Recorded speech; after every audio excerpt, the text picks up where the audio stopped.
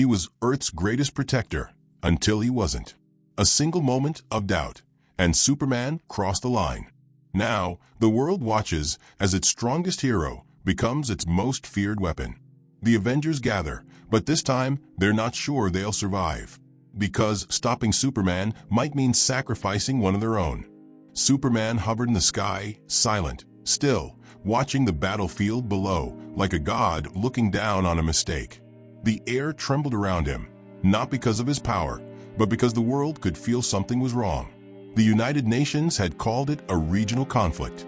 Local warlords, a few stolen alien weapons, some rogue Atlantean tech. But by the time Superman arrived, a city was already burning. Screams echoed through smoke. Buildings folded in on themselves. Children ran barefoot across shattered glass. He didn't say a word. He didn't have to. With a single flash of heat vision, he melted the tanks.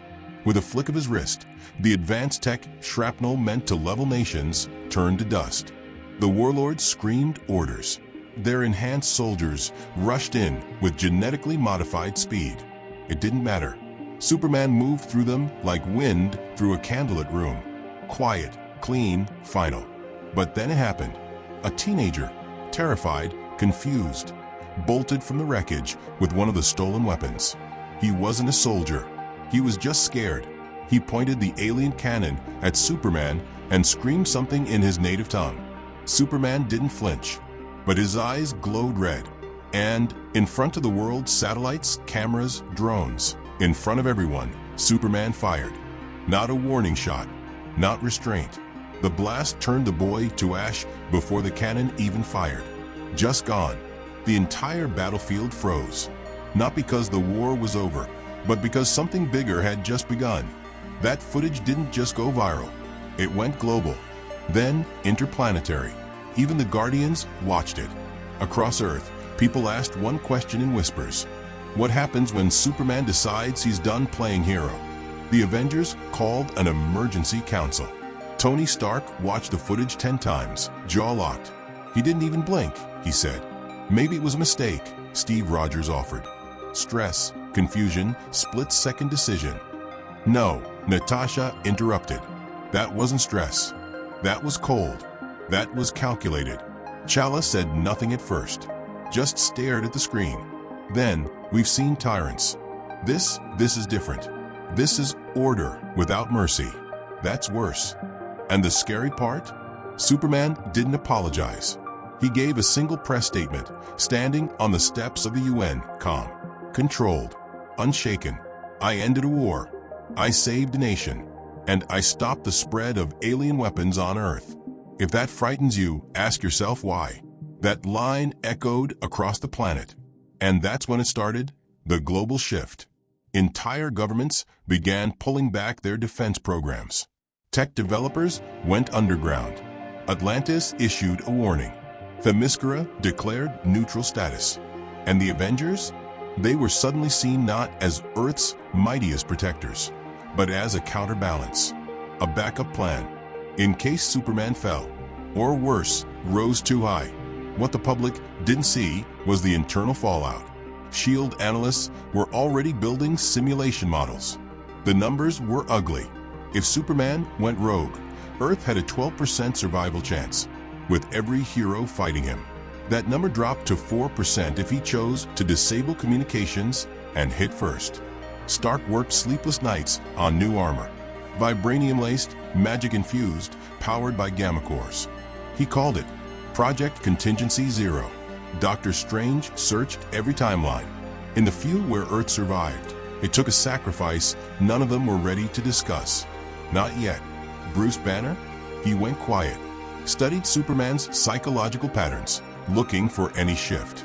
He told Steve, it's not that he's lost control. It's that he has complete control, and he's choosing this path. Meanwhile, the world began to agree with him. Superman's popularity didn't fall. It rose, fast. No more wars. No more terrorism. No more corruption, not where he flew. People started chanting his name in protests. Superman saves. They painted murals of him on buildings, built statues overnight. Some cities started removing Avengers logos. Why? Because Superman acted. He didn't wait for permission. He didn't follow protocol. He ended threats. And that terrified the Avengers more than any villain ever had. Wanda Maximoff watched interviews of families thanking Superman for delivering justice. She whispered, "They don't want heroes anymore, they want gods." Then came the satellite incident. An orbiting defense platform, Stark Tech, privately funded, heavily shielded, was found floating, melted open like a can of soup. Its AI? Gone. Its targeting system? Removed. Superman left no message, no claim, just silence. But everyone knew he wasn't asking for Earth's trust anymore. He was taking it. And finally, he flew to the moon, built a fortress there, alone. No allies, no announcement, just presence. A constant reminder, I'm watching everything. Back at Avengers HQ, the room was quiet. Banner stood. We either confront him now, or we wait until it's too late. Captain America turned to Tony. Are we really doing this? Tony's reply was ice. We don't have a choice. We just hope he gives us one. They didn't all agree. Not at first. In fact, the first cracks within the Avengers showed up within minutes of a council ending. Stark stormed out. Not a word, just metal footsteps and tension. Steve stayed behind, staring at the screen that still showed Superman on the moon, silent and small, yet impossibly dominant. He's still Clark, Steve muttered. We fought beside him, trusted him. And that's the problem, said Chala, stepping forward. We trusted a man who can rewrite physics with a thought. Outside, the world was already changing. News anchors no longer debated Superman's morality. They debated whether the Avengers were overreacting. People wanted peace, not politics. And Superman delivered. The line between protector and dictator was invisible to most. But to those who'd seen power twist heroes before, it was blinding. Inside the tower, sides were forming. Stark was building. Steve was remembering. Wanda was afraid. And Thor was uncertain. Not because he doubted Superman's strength, but because he recognized it. There was something divine in the way Kal-El moved. The way he looked down at Earth like a father with tired eyes. Thor had worn that look before. Power isolates, he whispered once to Natasha, even when it means well. Meanwhile, Stark went dark. For 3 days, no one saw him. Then he called a private meeting. Just Bruce, Chala, and Strange. In the center of the room, the armor. It wasn't like any Iron Man suit before. It pulsed. It hummed. It didn't just look advanced, it looked angry. Gamma-powered joints. Vibranium-plated chest. Magic glyphs carved into the shoulders, glowing faintly. A tiny shard of the Time Stone embedded in the arc reactor, destabilized just enough to slow time in a 5-meter radius. He called it Final Protocol. It's not enough to punch him, Stark said coldly. We have to trap him, hurt him, stop him before he decides we're no longer necessary. Bruce stared. If you go at him like this, it's war. Tony nodded. Better to start a war on our terms than lose one on his. But Steve didn't know. Not yet. He was elsewhere, standing in Kansas, in front of a small house, a farm. A man he once called friend. Clark wasn't home. Martha was. She poured him tea, her hands shaking. I don't know what's happening to him, Steve, she said. He still smiles, still hugs me, but something's gone cold in his eyes, like he sees too much. Steve left with a promise. We'll bring him back, somehow. Back at HQ, the council fractured further. Strange began preparing a banishment spell, a failsafe, one that could send Kal-El through a dimensional veil, if it worked. But it required a drop of his blood, willingly given. Wanda volunteered to try and get it. She didn't say how. Natasha started gathering intel, not on Superman, but on supporters, global influencers, military leaders, heroes defecting from the Avengers, aligning with Kal-El's philosophy. That list was growing daily. Sam Wilson stood in the doorway one night and asked her, "Are we still the good guys?" She didn't answer. Meanwhile, Banner ran the simulations again. More precise this time. Probability of successful non-lethal containment, 7%. Probability of Superman retaliating with force capable of planetary damage, 83%. He stared at the numbers and whispered, "We waited too long." And then the message came, not from Superman, but from the people. A global petition, signed by millions, broadcast in every language. Superman has kept us safe. The Avengers are preparing for war. We do not support conflict. We support peace, his peace. Suddenly, the Avengers weren't heroes anymore. They were warmongers. Reporters flooded the compound. Protesters gathered at the gates.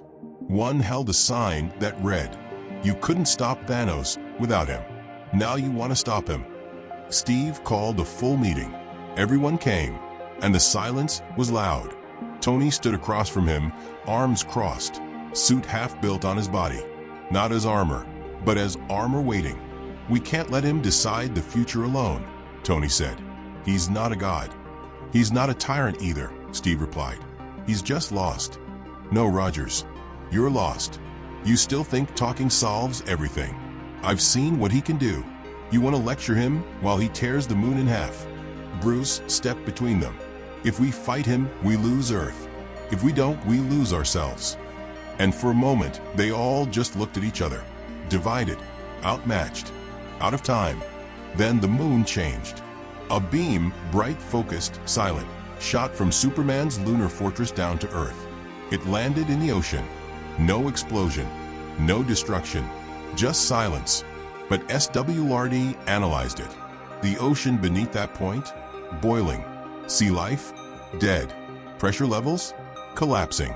He just demonstrated control of the planet's ecosystem without touching a soul. And he hadn't said a word. He was speaking in actions now. And the Avengers finally understood. Superman wasn't threatening the world. He was testing it, watching how they'd respond. Would they unite? Would they attack? Would they submit? Or would they fracture? The choice was theirs.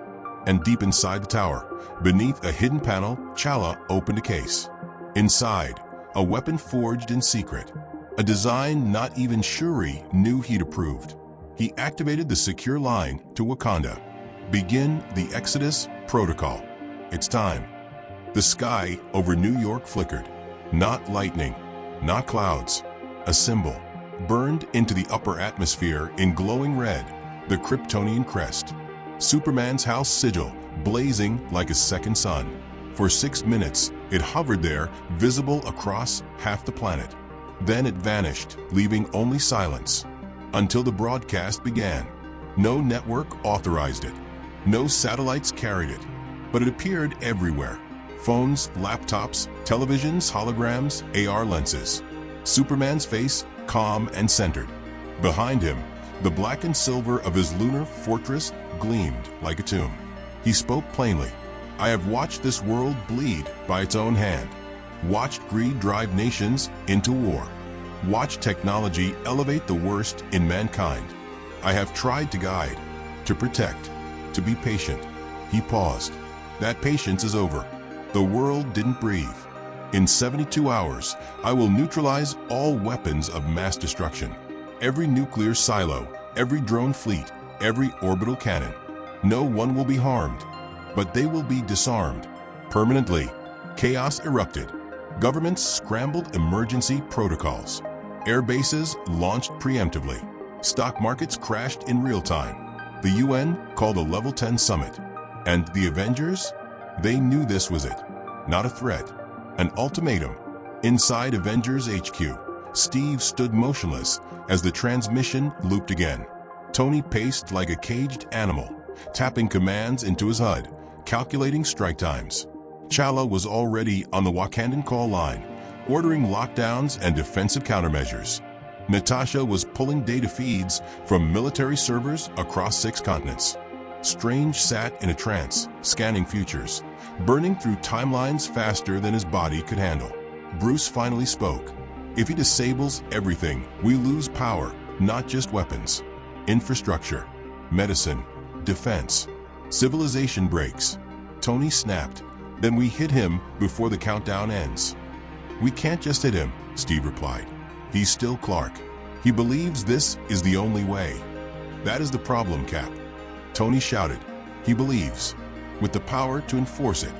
A new alert triggered from Mars. NASA had gone silent. Then came the footage. A Mars rover, before it died, captured a silhouette floating above Olympus Mons.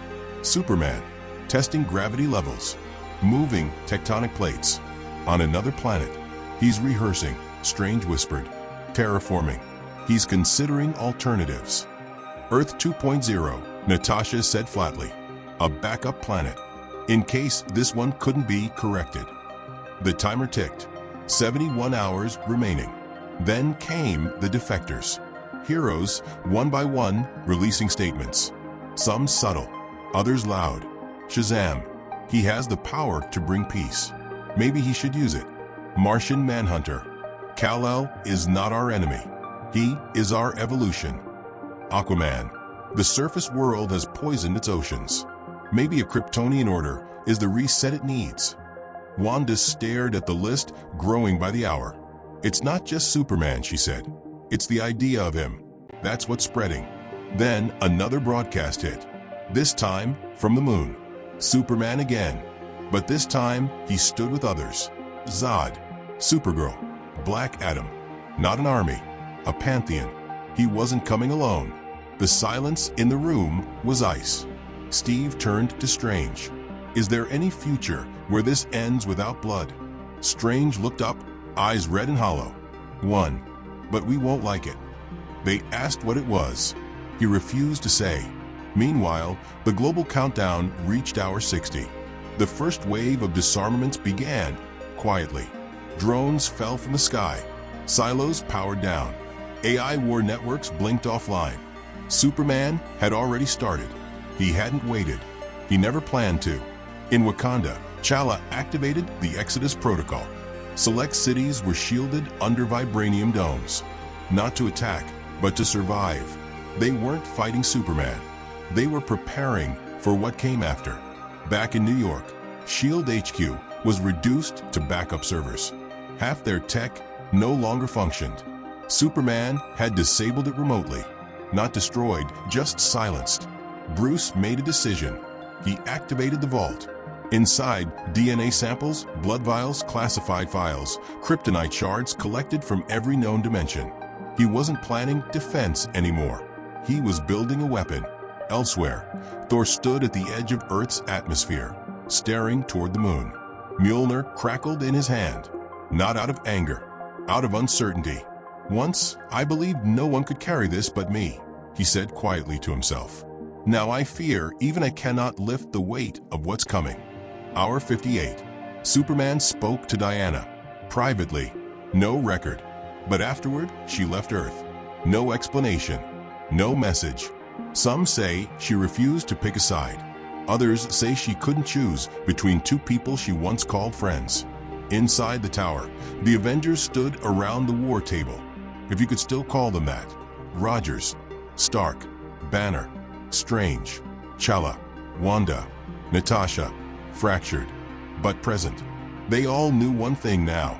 There was no going back. The timer wasn't just for the world. It was for them. In 48 hours, they would either act or become irrelevant. Tony turned to the group. I say we hit him first, before he finishes. Hit him how? Steve snapped. We've barely stopped him with his help. Now we're fighting him. Bruce interrupted. No, we're not fighting Superman. He pointed to the data on screen.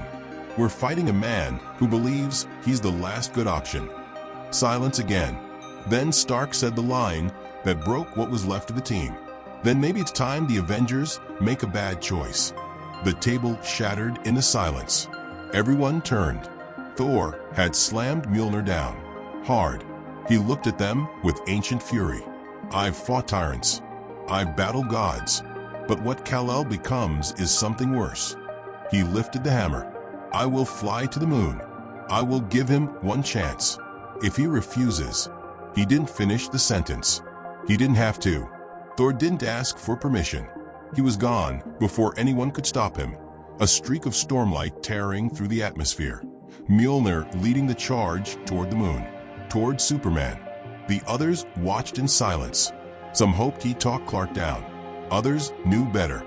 By the time Thor landed on the lunar surface, Superman was already waiting, standing alone, arms behind his back, cape billowing in the gravity-less vacuum like it obeyed a will of its own.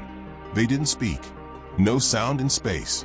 But the moment Thor raised Mjolnir, Superman's eyes lit red. The hammer flew, faster than thought. Superman caught it, not dodged, caught. The first time anyone ever had. Thor's eyes widened, not in fear, but in understanding. Superman didn't throw the hammer back. He simply dropped it, and it didn't fall. It floated there weightless, powerless, because in that moment, Thor knew Mjolnir no longer deemed him worthy to stop Kal-El. He swung anyway. Lightning crashed against Kryptonian skin. It didn't leave a scratch. Superman didn't retaliate. He hovered closer, placed a hand on Thor's shoulder, and looked directly into his eyes. No words, just one overwhelming, unshakable message. Don't. Thor fell back. Not from the hit. There was no hit, but something deeper, a pressure in the mind, a command from a being who had moved beyond strength. He teleported away without another strike. He had seen enough. Back on Earth, Strange felt it immediately. The timelines were collapsing. Hundreds of potential futures gone. Not because of what Superman did, because of what he didn't do. He was choosing restraint. And that was worse. It meant he was still in control. Tony initiated launch protocols. The final protocol suit was ready. Cloaked, powered, orbit capable, designed to take a god offline or die trying. Banner status, he barked. Banner's voice was rough, hollow, still no gamma resonance. He's not even triggering a fear spike. Good, Stark snapped. Let's give him one. But Steve stepped in front of the suit. We're not doing this, he said. We are, Tony replied. You just don't have the guts to admit he's already made his choice. No, Steve said quietly. You have. You're not trying to save the world. You're trying to win. Before Tony could reply, the sky lit up. Not from Superman, from them. Zod, Black Adam, Supergirl, floating just outside Earth's orbit. Watching, not attacking, not speaking, waiting. It wasn't just Superman's war anymore. It was a movement. And then it happened. Superman descended. No warning. No flare of power. He just appeared above Avengers HQ. He didn't land. He hovered. Still. Silent. Looking down. Watching. Tony was already airborne, suit engaged, final protocol primed. Weapons targeted. Spells charged. You wanted a god, he muttered. Here comes the wrath. Steve grabbed his arm. Don't. Just let me talk to him. You'll get us killed. Maybe. But if we fight now, we lose everything. Before Tony could stop him, Steve stepped into the sky. Hover boots activated, shield magnetized to his arm. He floated upward, alone. He stopped just meters away from Superman, the world watching below. Clark, he said, voice steady, this isn't you. Superman didn't blink. Who I was doesn't matter anymore. What I must be does. You think ending free will brings peace. I think removing fear brings clarity. The world's never been safer. Because they're terrified of you. Superman's gaze didn't waver. They're alive. Fear is a small price for survival. You're becoming what you swore to fight. I've become what they need. Steve looked down at the people staring up. At the children clutching their parents. The heroes holding their breath. The armies with fingers on triggers. Then he said the one thing that shook Superman. You're not doing this for Earth. You're doing this for yourself. Superman's expression changed barely. A flicker of something old. Something human. Regret. But it was gone just as fast. Suddenly, his eyes glowed. A warning. Tony's suit locked on instinct. Alarms blared. But then he turned away, floated back into space, and vanished. Just like that. No attack. No demand. Just presence. A reminder. But that's when things really changed. Because Black Adam didn't leave. He dove straight into the atmosphere. At Mach 20, a blur of rage, straight toward the Avengers. He never liked restraint, never cared for balance. Superman wanted order. Black Adam wanted power. And he didn't care who got crushed on the way to it. He slammed into the tower like a meteor. Explosions ripped through the structure. Emergency systems failed.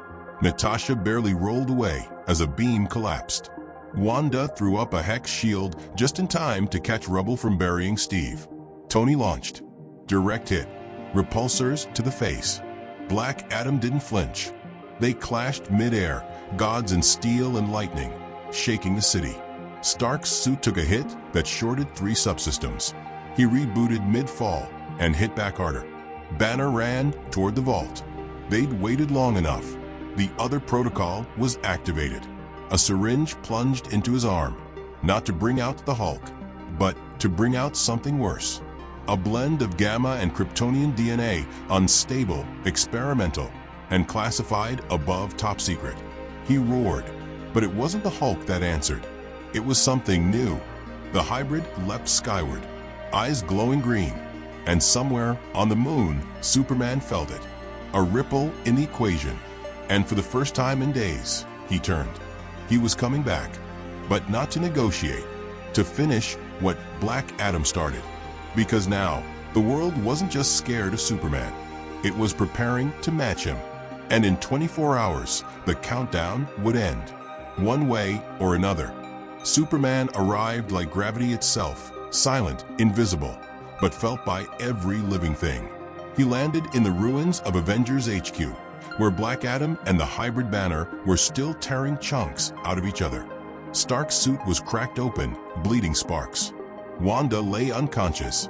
Thor was pinned under a collapsed beam of URU steel. Kal-El didn't speak. He grabbed Black Adam by the throat and lifted him off the ground like a misbehaving child. Eyes burning, jaw clenched, but still holding back. "Not like this," he growled. Black Adam snarled. "They're beneath you." "No," Superman replied. "They're why I exist." But it was too late. The world had already made its decision, and so had the Avengers. Captain Marvel descended from orbit like a comet. Full binary charge. She'd waited, hoped, but now she aimed straight for his back.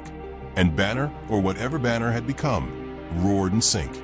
Superman turned, eyes glowing white-hot. The blast hit him point blank. Light swallowed the tower. Everything went silent. Dust, smoke, silence. Then a heartbeat. And Superman fell from the sky. Not flying, not floating, falling. Steve ran toward him. Tony grabbed his arm. "Don't," he said. "This isn't your call."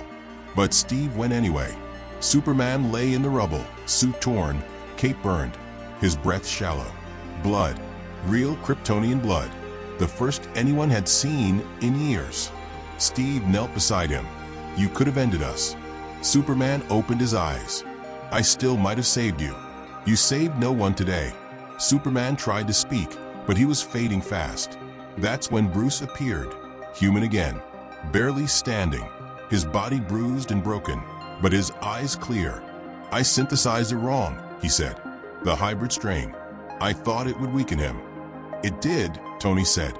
"But it also," Bruce paused, "balanced him."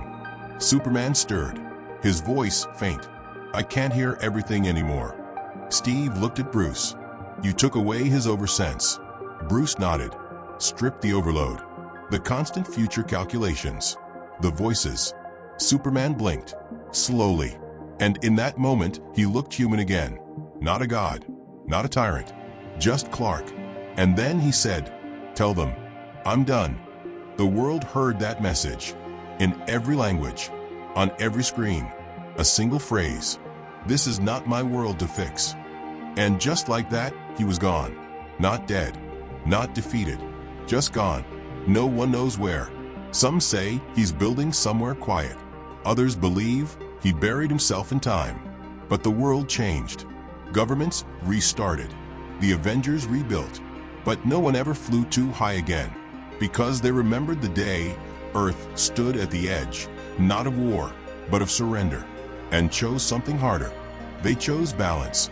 They chose to remain human, even if it meant living with their flaws, even if it meant saying goodbye to their greatest protector forever.